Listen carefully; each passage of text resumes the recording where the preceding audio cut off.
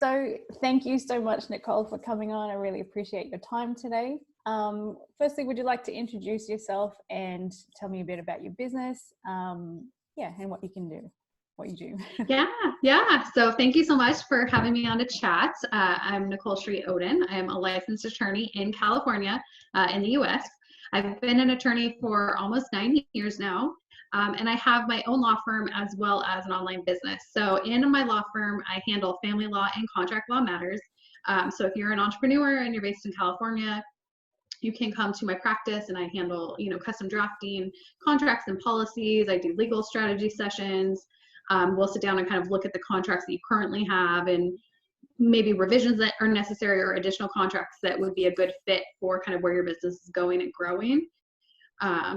I found that there was a niche in the online space for entrepreneurs who were typically in the first kind of 5 years of their business. They were getting started, and the thought of hiring an attorney was just very scary and overwhelming to them.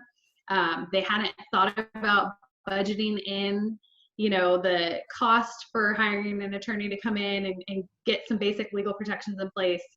So they basically were just sticking their head in the sand and running their business on this hope and pray method. They were just hoping that they didn't have an issue that they had to face, and praying that they didn't get stuck in an issue that they couldn't kind of unbury themselves from, which isn't a great way to run a business. And so when I would have entrepreneurs, never.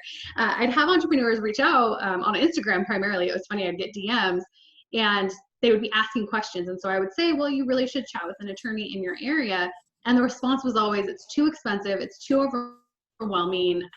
I don't want to sit with an attorney and have that kind of one-on-one relationship. So this idea of creating a legal template that an entrepreneur can go in and customize for their particular business, make sure that it covers the basics so that they have a protection in place going forward. I always recommend that entrepreneurs take the template to an attorney.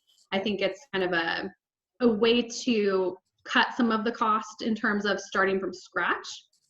I know a lot of entrepreneurs don't do that, and it's just a good starting place for them, and not something that they do down the line. But it's a way for them to have some protection, to protect their buns and their income, and not just ignore the legal aspect of everything.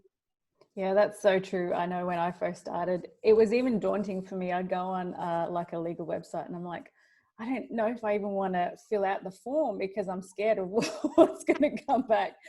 Typical burying your head in the sand kind of mentality. So not recommended. So as you know, I build websites for online coaches, whether they're health and wellness, life coaches, or even online business coaches. What are the most important legal requirements, in your opinion, do coaches need to include on their website, and why do they need to do this?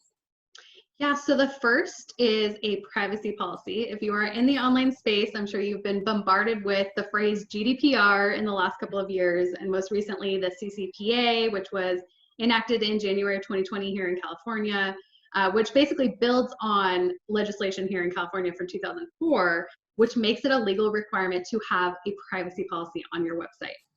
So it started out that if you did business with a Californian resident, you had to have a privacy policy.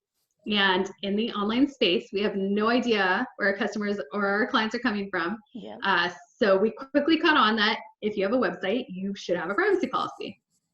In May of 2018, the EU kind of sent everybody spinning and enacted their own version of some data privacy legislation, which has kind of flipped everything upside down and really forced business owners to understand the data that they're collecting from their customers and their clients. And that could be email addresses, that could be names, addresses, credit card information, even that IP address when you do online advertising. I mean, that is personal information for someone, and you really do have an obligation to disclose what you're collecting and how you're using it.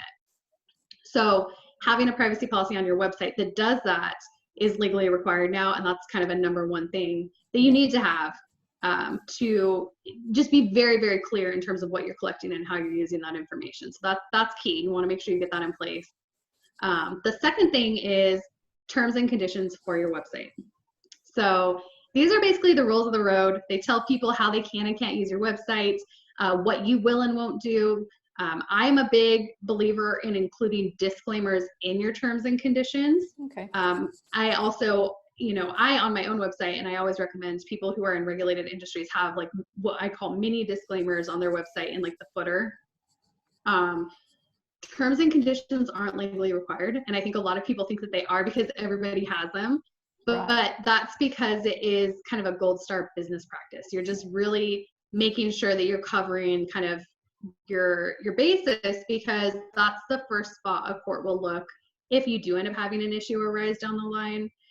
So being all inclusive in terms of intellectual property protections in there, your disclaimers again, so you can limit that undue risk and potential liability, things like dispute resolution, how you handle payments, all of these things are really important to have.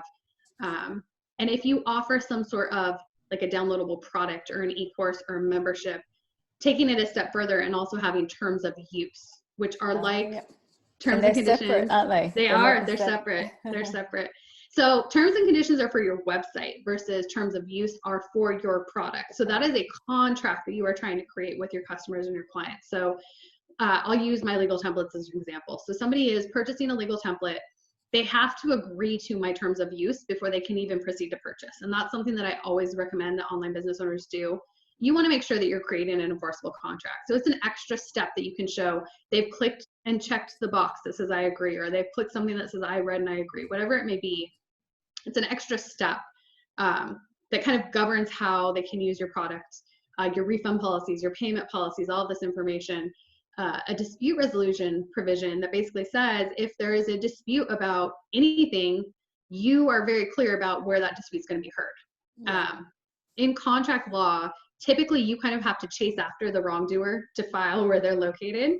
And if you think about this global economy, if I am in the US and I have somebody purchase a template in Canada, even though my templates are typically geared toward US entrepreneurs, that's something that because I'm licensed here, it's not something to where I can say I am educated globally. I mean, I'm very aware of global issues. It's something that I do follow, but I'm licensed in California.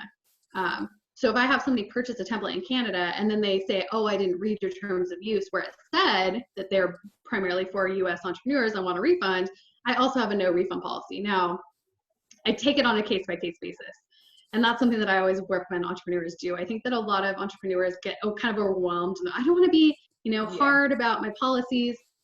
You can give some grace, and you as the business owner have the ability to bend and do a case-by-case kind of scenario. But if you've got that basic to fall back on, you're covered. So interesting, very fascinating. You mentioned the global economy, and it is very much like that. I feel like as business owners, we do have a bit of an obligation as to, stating our expertise is in this area. The principles may apply, but realistically, this is so it is a very interesting. I find it fascinating, actually, nerdily, very fascinating. Okay, so in addition to the legal requirements for their website, are there any other things that you think online coaches should be aware of? I know when it comes to their coaching, either group coaching programs or one-on-one, is there anything in that area that they need to be aware of? I am a huge, huge, huge believer of written contracts. That is like my soapbox that I will always stand on, because I think that it is just such a smart step to take as a business owner, because not only is it protecting you and your income, which is key. I mean, we all got into business because we have a passion, but at the end of the day, we want to make income. Absolutely. So to have kind of that stopgate measure that protects your income in your business is wonderful, but it also creates this level of professionalism as a coach, as an online service provider, where you have one document that clearly lays out your scope of services. What are you offering to provide your clients and your customers? We can get into discovery calls and Facebook messages and emails and whatever it may be, but you want to show a true meeting of the minds in terms of what was agreed to, what services you're providing. So you have a document that lays out exactly what services you're providing, exactly what payment you're requiring. Are you accepting installment payments? Is everything due up front? If you are the type of coach that maybe does installment payments, maybe there's a late payment provision in there that addresses if a payment's late or if somebody defaults on their installment payment plan. And again, intellectual property protections. If you're a coach and you're creating workbooks for your clients, that's something you created for them. They're paying you for that. You don't want them to turn around and share that with their friends, or even a competitor in Yeah. the online space.